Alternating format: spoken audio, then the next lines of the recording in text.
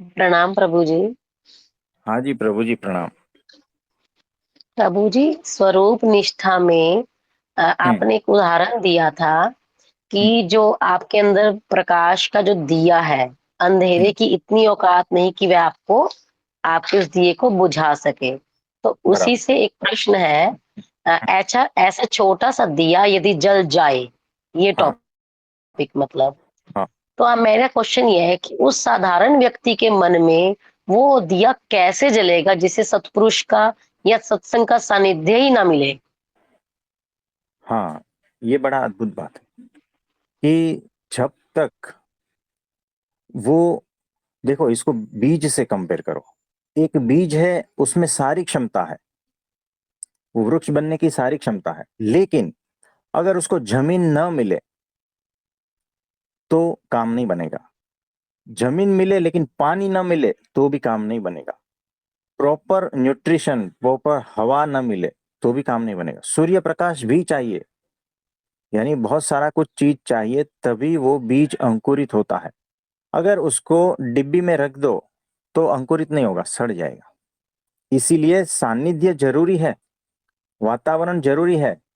तो जिसके भीतर दिया जला नहीं है, जिसके भीतर बहुत सारे दोष है, उसको उठाकर सत्संग में डालना जरूरी है। पेशेंट को पता नहीं है, पेशेंट ना ना ही बोलता रहेगा। कैंसर की बीमारी है या दूसरी भयानक बीमारी है, उसको अटैक आ रहा है, वो बोलता है नहीं कुछ नहीं होगा। लेकिन घर वाले क्या करते हैं, उठाकर लेके जाते हैं ना हॉस्पिटल में, एडमिट कर देते हैं।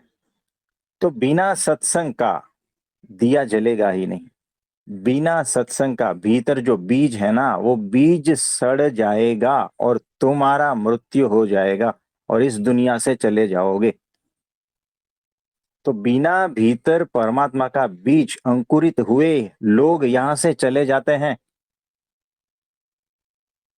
तो अत्यंत आवश्यक है कि उसको भगवान का सानिध्य मिले, संतों का सानिध्य मिले, भक्तों का सानिध्य मिले, सत्संग का सानिध्य मिले। वो वातावरण जरूरी है, नहीं तो फिर वो अपना जीवन यूं ही गवा कर गंवार की तरह चला जाएगा। आप समझे? हाँ जी, आगे और पूछो।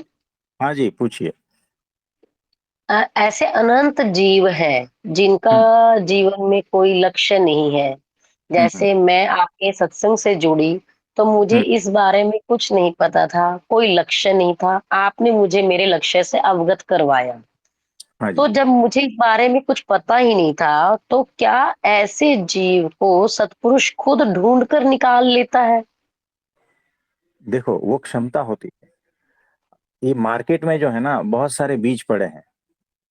वो किसान जाता है और ऐसे बीज को ढूंढ लेता है कि इसमें कितनी क्षमता है। वो बेस्ट से बेस्ट बीज को ढूंढता है ताकि फसल अच्छी हो, कम मेहनत में।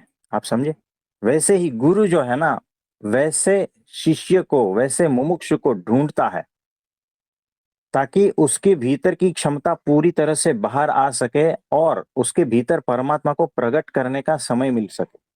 गुरु के पास समय नहीं होता है ना, कि वो उस लेवल तक ले जाए, लेकिन कुछ लेवल है तो वहां से बहुत आगे बढ़ा सकते हैं। लेकिन वो साधारण बीज है जिसका कुछ क्वालिटी भी नहीं है, उसको भी रखता है। क्यों? अभी नहीं तो बाद में।